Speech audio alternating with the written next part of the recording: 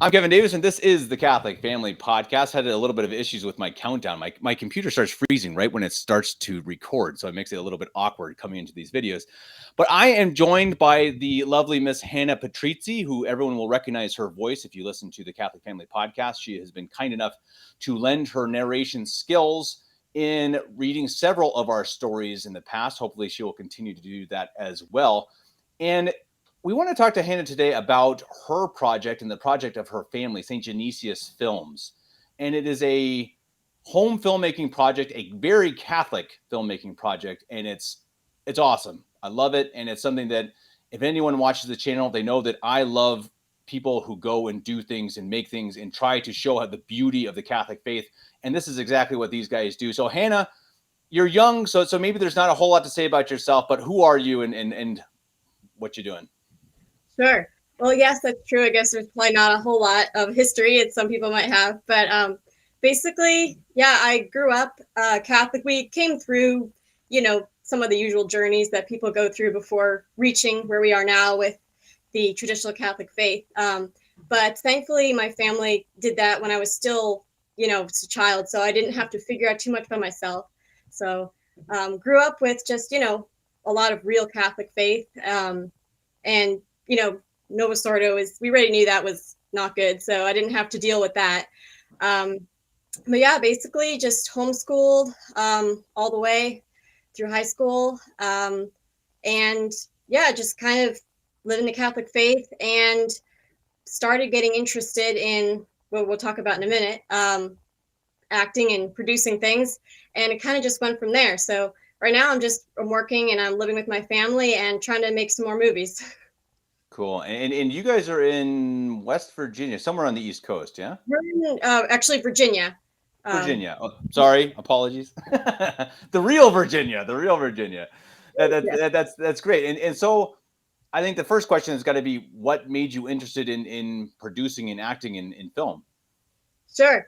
It's kind of a little bit of an interesting story. So when I was little, we there was going to be a play at the church we were going to at the time, and it was a play about Our Lady of Guadalupe, and it was like a bunch of homeschool children were going to be in it, involved with the parish, and my mom wanted me to be part of it, so I was given a part. And when I went through it and I looked at the script, and I was like, I do not want to be in this. I do not want to act. I've always been a shy person. Want nothing to do with this. But thankfully, my mom was like, no, you're going to do it. So I had to do it. And once we actually did it and we did the performance, I was like, that was really fun, actually. Let's do another one. So then we did another play there about Our Lady of Fatima. And this time I was able to play Jacinta. So I had a bigger part. And I just had a blast with that as well. And I kind of just spiraled into this love of acting and the whole like theater and everything. At that point, it had just been plays.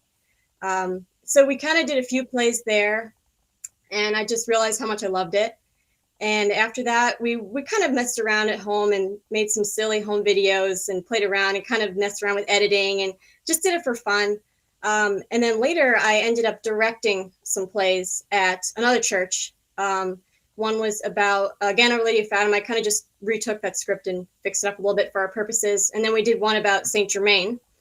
And so I was acting and directing. And then later I wanted to do a third play there, but we lost a number of actors and the family left and it wasn't really going to work out. And then I was like, I've been kind of wanting to do more, home film stuff. And now I have a script that we're not going to do into a play. So what if I just took it and made it shorter and so it would fit just our family? And what if we just do it at home and record it? And thus came Little Rose, our first short film about St. Rose's early life. I cut back the script from being her whole life to just her early years so we could do it with just my family. And it was really fun. We had a lot of fun putting it together. I mean, it's a lot of work, but, it was worth it. And, putting it all together, editing it. And then we sent it around to some people, some Catholic family and friends we knew. And also the Catholic young adult group that's based in Cincinnati. I had a lot of emails from that. So I sent it to a lot of people there. And it seemed to get a good response. So I was like, well, let's do some more. That was a lot of fun. And then we did our next one, which was about St. John Vianney, his years as a seminarian. And that one, Father Cicada kind of caught his attention. And he actually wrote a little article about it on his blog at the Cool. time. And so I think that helped promote that one a lot, Wow. get that going. So yeah, that was pretty exciting for us. And so real quick before you keep going, why do you like acting? What is it? Is it the drama? I mean, what is it that draws you to that? oh goodness, it's kind of hard. It's funny because I'm actually kind of a shy, more reserved person, and I don't really like, trying to talk in front of a lot of people. But for some reason, when I'm acting, it's not really me, and I get into a character, and you can bring that to life.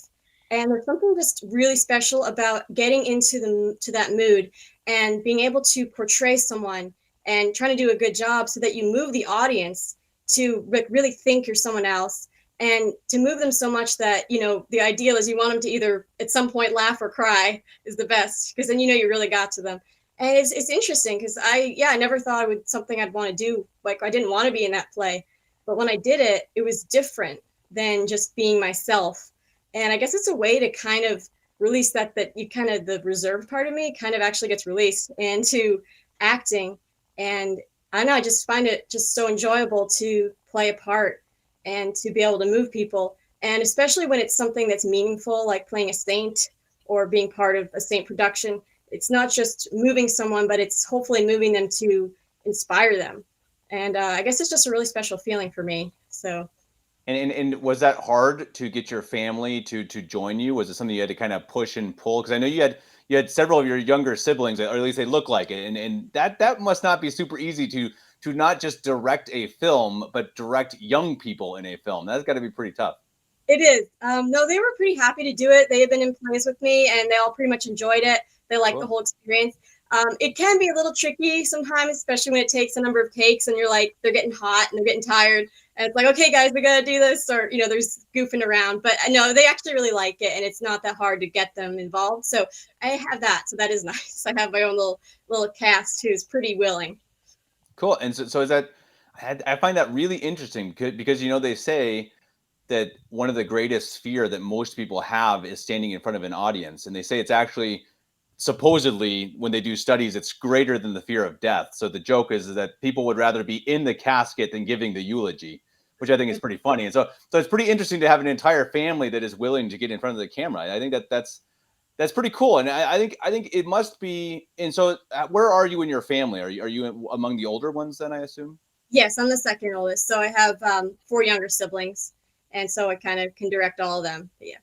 Got it. And I guess that makes sense that the when the older sibling is excited about something and passionate about it, it kind of trickles down. I know that was with my family too. I've got 8. How many younger ones? So I have 8 younger siblings, and my oldest brother, if especially if he wanted to do something, then everyone else wanted to do it. And that's pretty cool. And so okay, so after St. John Vianney, and this is so you got the attention of Father Cicada.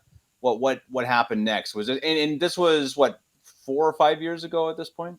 Yeah, I have to think about it, but something like that. Yes. So after that, we were like, okay, it was kind of like an extra pump of enthusiasm after Father Cicada wrote something on it and was very, positive about it. So, and I think that got a lot more people to view that one because he put like a link to our YouTube video on there. So then we were like, well, we definitely want to keep doing this. So we wanted to kind of improve the quality as well. So I started to invest in some more equipment. So for the next one, we actually got an external microphone so we can have some better audio. Just recording with the actual camera isn't always, ideal. You do what you can, but it's always nice to improve. So we got a microphone, we got some new cameras, just got some more equipment. One of my brothers actually built us like a small dolly to roll a camera on. Yeah, we started to invest a little bit more in it. And that's when we decided to make the next one, which was about St. Elizabeth of Hungary. And we filmed that in 2019. And then editing took a bit of time just based on other things in life. And it was also a longer one. So we actually released it in 2020.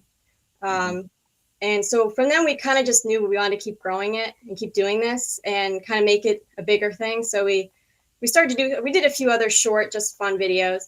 And the reason we haven't done any big projects since then, I just kind of had some big things happen in life and it kind of just got put on hold, but we knew we wanted to keep going. So we had actually a script set up to go and we just weren't able to really start. So we only just got started on that, but we're really excited about it. And again, we just want to hopefully continue to make them. It may take a while because we're, small, we're limited. We have only a certain number of actors available in our area, and editing takes a while, and there's other everything else in life you have to do.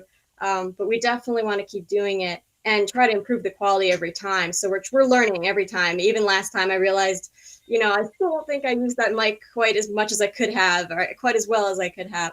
So it's definitely a work in progress. But I think it's important to just keep trying and learn from your mistakes and not give up.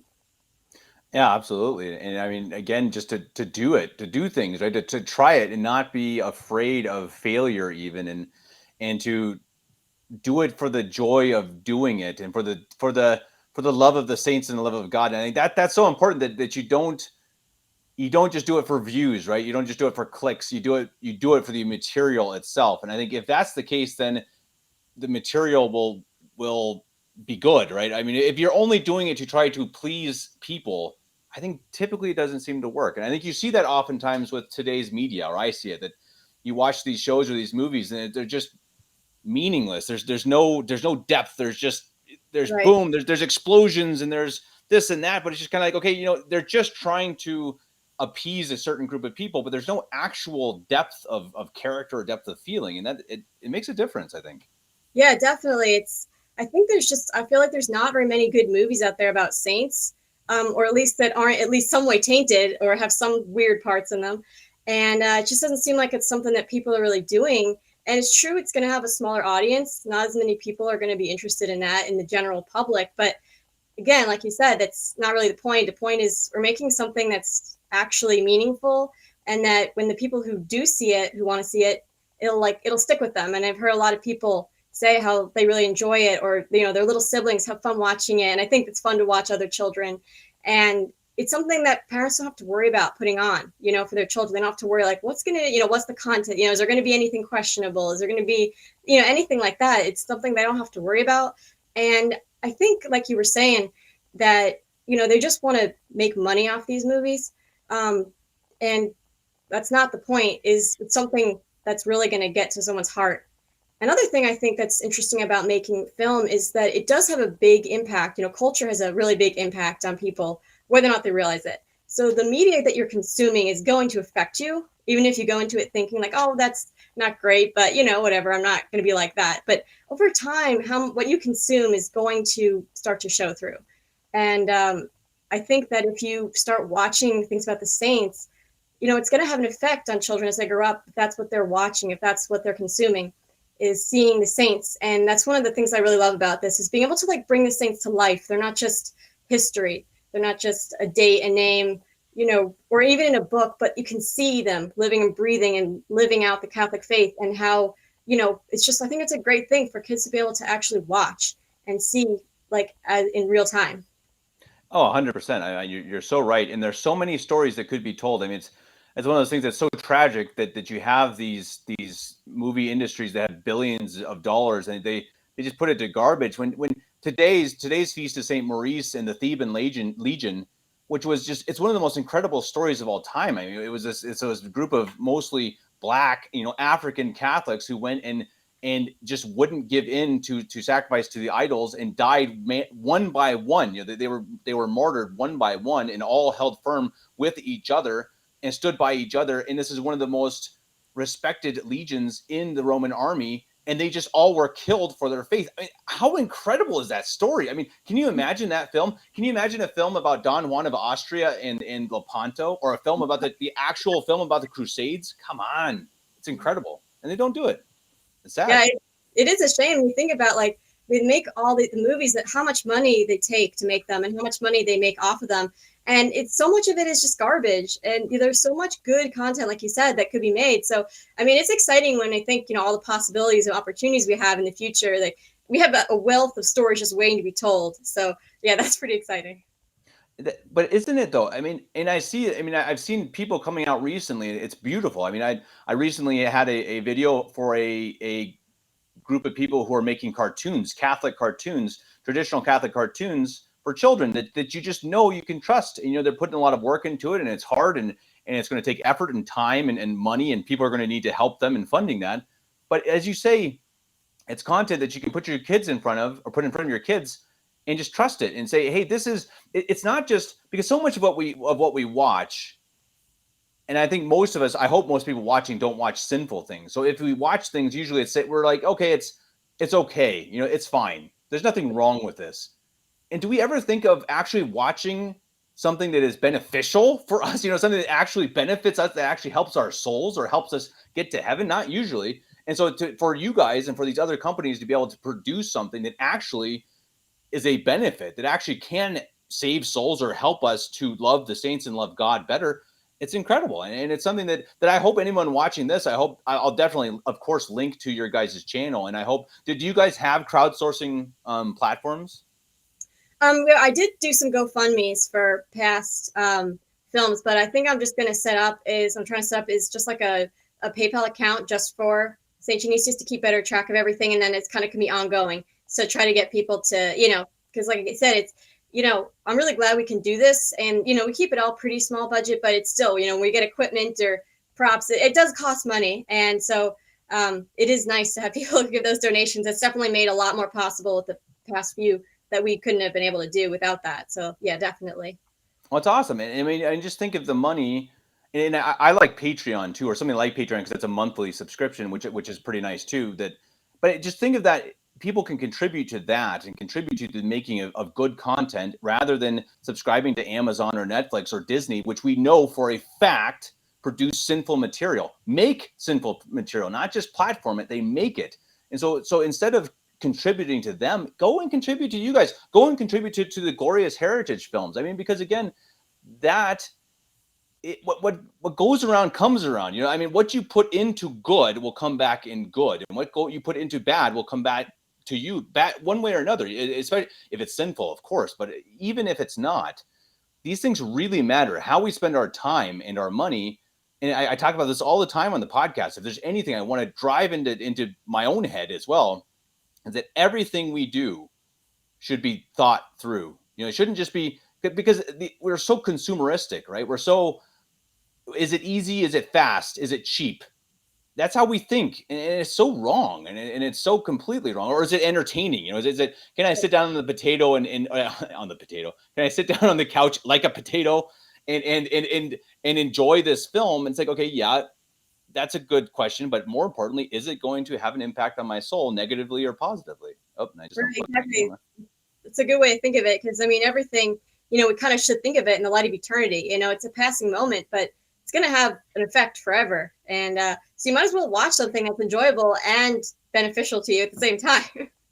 100%. And so how do you choose these films? How did you choose the St. Elizabeth film? Was it a saint that interested you, or? Yes, I think it's a pretty well-known saint. And I think one of the reasons was we had a book on her that I was able to use for one of I think I took from some of the script from that. And, it's nice to have something that's easy to make a script off of. So the more material you have on a saint is always the better.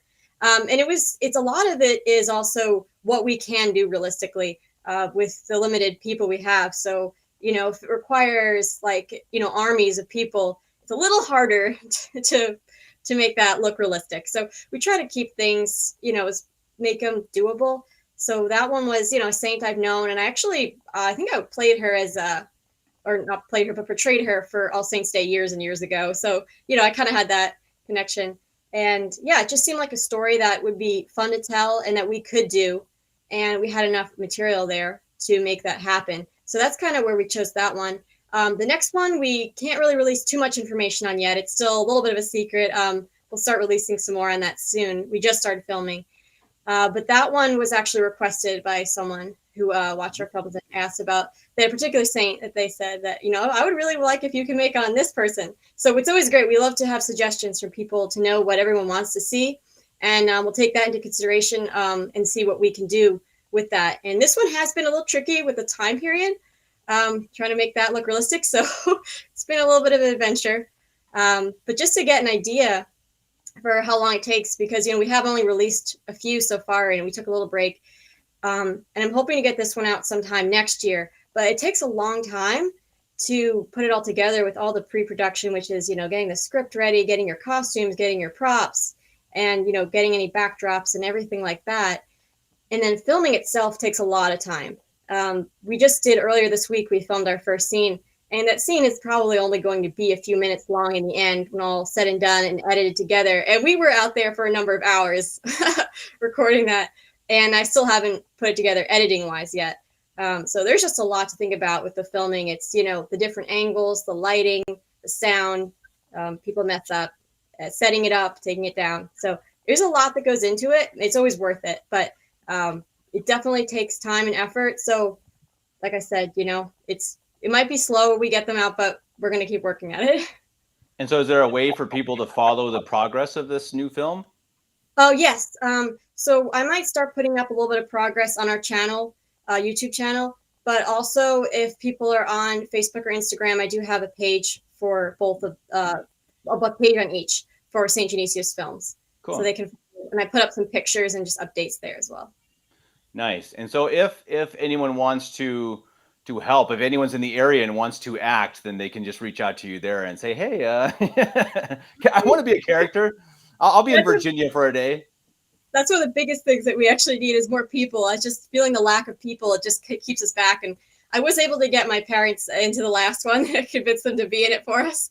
So nice. A few actors there, but it is hard. And we live pretty far away from a lot of the Catholics in our area. So it's tricky to get together. So if there is someone that I don't know of nearby, that would be great. Exactly. And it's good to just meet new people and new Catholics anyway. And I think that and anyone who has, not suggestions, you don't want any suggestions on how to make movies. That's the worst. But anyone who has any kind words of support or monetary support. I fully understand.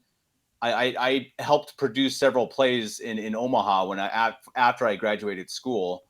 And I fully understand. I remember we were making swords. We were out with the wood lathes and cutting up swords and spent so much time on it. And it was cool. It was a really nice experience. And it was one of those things that took a lot of time, a lot of blood, sweat, and tears. But it's something I'll remember the rest of my life. And it was the one I remember. We did two. One was on St. Joan of Arc, and the other one was the Crusader King, which was written by Susan Peak, who I also had a podcast with, which is awesome, and friend to the show. And I really, really remember that one well because I remember the fight scenes that that was it was choreographed, and it's like, okay, now Kevin's going to flip. He's going to flip this guy over his shoulder and then stab this guy. And one of the actors who's now a priest, I'm not going to say who, but he's a priest, and he hit another guy in the eye, or like near the eye, twice with a sword. The same guy. So he hit him twice. And so, I guess that's the dangers of being an actor in a medieval play, I suppose. Yeah, so we've definitely had that too. That's a lot of good memories and experiences. And if anyone watched Our Mother Elizabeth and watched the bloopers from that, we had the stretcher part with my brother, and he was sick. And there were a few times when he kind of went off the stretcher because it wasn't too sturdy, and he was nervous. So, but it's all worth it. And it's a lot of fun, a lot of good memories for sure. And so, what would be your advice for someone who might be interested in doing their own home films? Where do they start? Oh, yeah, I would say that first of all, just do it, go for it. Don't wait for the perfect time. Don't wait for the perfect equipment because it's never going to happen if you do that. When we started out, it was, our equipment wasn't that great. We didn't have a microphone. We just kind of pieced together costumes, picked stuff up at thrift stores and just sort of adjusted them. I mean, it was really just like, okay, let's do this. This will be fun. Let's get a little script together and let's go. And yeah, it wasn't perfect, but a lot of people have had a lot of good feedback to say from it. And, you learn from your mistakes and you just keep trying to get better.